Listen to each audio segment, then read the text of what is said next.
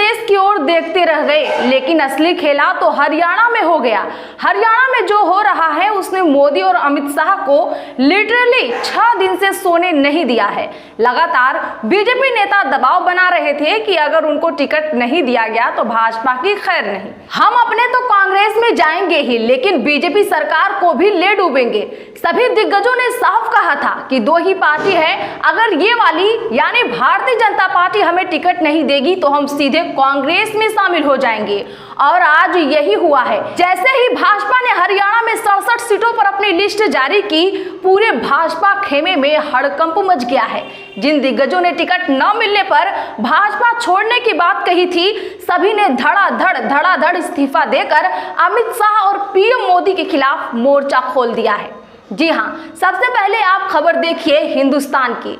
हरियाणा में बीजेपी की पहली लिस्ट आते ही मची भगदड़, दनादन आ रहे इस्तीफे, किस किस ने छोड़ी पार्टी। तो अब किस किस ने पार्टी छोड़ दी है और कौन कौन कांग्रेस में शामिल होने जा रहा है, सब बताएंगे। लेकिन उससे पहले हम आपको ये बताना चाहते हैं कि हरियाणा में बड़े बड़े दिग्गज मोदी शाह को इतनी टेंशन दे रहे हैं, इतनी ज्यादा टेंशन दे रहे हैं कि मुंह पर इस्तीफा फेंकने की बात कर रहे हैं। मतलब ना उन्हें संगठन का डर है और ना ही सरकार का, क्योंकि उन्हें पता है कि सरकार की हालत खस्ता है और इस बार दोबारा तो आना मुश्किल है। खबर देखिए आप भास्कर की, इसमें लिखा हुआ है कि हरियाणा बीजेपी में लिस्ट आते ही मची भगदड़, टिकट कटने पर विधायक समेत कई नेताओं ने छोड़ी पार्टी, रणजीत चौटाला ने बुलाई मीटिंग। जी हां, बीजेपी इसीलिए लगातार लिस्ट जारी करने से बच रही थी।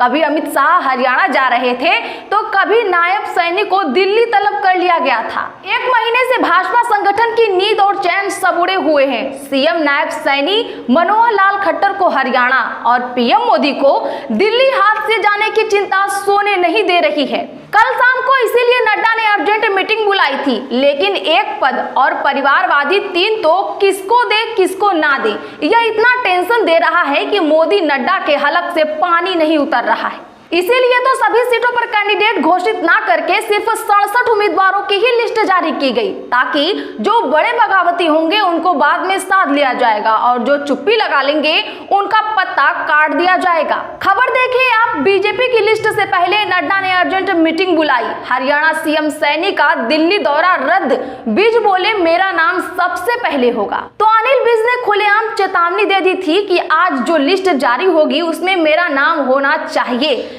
लहजा तो आप शब्दों से समझ ही गए होंगे। इनसे पहले ने भी एक बड़े दिग्गज ने इनसे भी ज्यादा खतरनाक लहजे में साफ कहा था कि वो कांग्रेस में जाएंगे अगर टिकट नहीं मिला तो।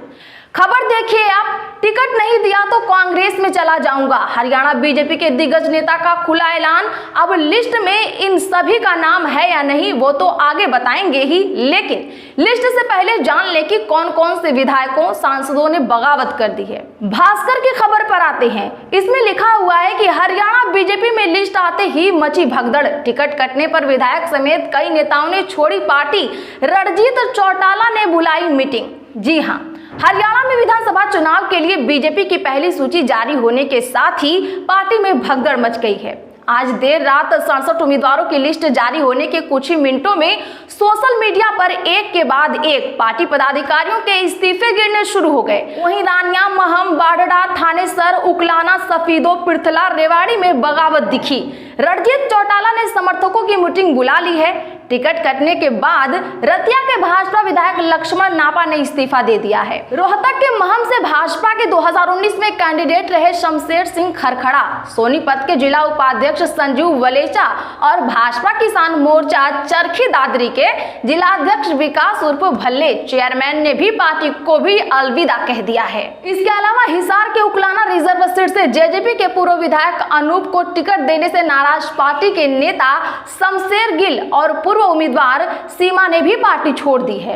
हिसार में कमल गुप्ता को टिकट मिलने पर पहले ही बगावत की घोषणा करने वाले भाजपा जिला उपाध्यक्ष तरुण जैन ने भी पार्टी छोड़ने का ऐलान करने वाले हैं। उन्होंने सुबह अपने निवास पर समर्थकों की बैठक बुलाई है। वहीं सोनीपत से भाजपा पूर्वांचल प्रकोष्ठ के प्रदेश सह संयोजक संजय ठेकेदार ने भी भाजपा छोड़ दी है। वहीं चरखी दादरी के बाढ़ना सीट से विधायक रहे सुखविंद्र सियोराड़ा ने प्रदेश अध्यक्ष किसान मोर्चा के पद से इस्तीफा दे दिया है। इसके अलावा परिवार पहचान पत्र के स्टेट कोऑर्डिनेटर सतीश खोला भी बगावत पर उतर आए हैं। उन्होंने कल अपने आवास पर समर्थकों की बैठक बुला ली है। साथ ही रणजीत चौटाला ने समर्थकों की बैठक बुलाई। रानिया से देवीलाल के बेटे रणजीत चौटाला की टिकट कटने पर उन्होंने आज सिरसा में अपने निवास स्थान पर समर्थकों की बैठक बुला ली है। रणजीत चौटाला सरकार में बिजली मंत्री हैं और हिसार से लोकसभा चुनाव लड़ चुके हैं, लेकिन जीत नहीं सके। इसके बाद से ही उन्होंने बगावती तेवर दिखाने शुरू कर दिए थे। अब टिकट कटने के बाद वह आगामी रणनीति बनाएंगे। रणजीत चौटाला निर्दलीय ही चुनाव मैदान में उतर सकते हैं, हालांकि वह कांग्रेस के भी संपर्क में हैं। वहीं सोनीपत से कविता जैन भी बगावत पर उतर आई हैं। उनके पारिवारिक सूत्रों ने बताया कि वह बीजेपी उम्मीदवार के खिलाफ निर्दलीय चुनाव लड़ने की तैयारी कर रही है। कविता जैन पूर्व मुख्यमंत्री मनोहर लाल खट्टर के ओएसडी रह चुके राजीव जैन की पत्नी है।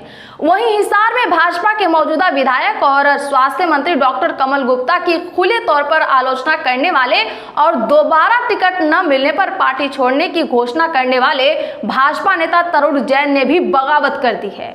उन्होंने सुबह 10 बजे अपने आवास पर समर्थकों की बैठक बुलाई। इस बैठक में वह समर्थकों से रायशुमारी कर पार्टी छोड़ने का ऐलान कर सकते हैं। तरुण जैन खुद को टिकट की दौड़ में बता रहे थे, हालांकि टिकट के लिस्ट में उनका नाम पहले दिन से ही पैनल में नहीं था।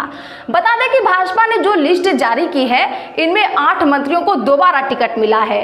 25 नए चेहरे हैं, 8 विधायकों का टिकट काटा गया है। लिस्ट में 8 महिलाएं हैं। वहीं सीएम नायब सिंह सैनी करनाल की जगह कुरुक्षेत्र की लाडवा सीट से चुनाव लड़ेंगे। अनिल विज को अंबाला कैंट से ही टिकट दिया गया है। हरियाणा की सभी 90 सीटों पर एक पेज में 5 अक्टूबर को मतदान होगा। रिजल्ट 8 अक्टूबर को आएगा। बाकी पूरी लिस्ट आपकी स्क्रीन पर है। तो हमारे इस बेहतरीन रिसर्च के लिए प्लीज लाइक करें, शेयर जरूर करें और आगे की अपडेट के लिए चैनल को सब्सक्राइब करके ऑल बेल जरूर सेट कर लें।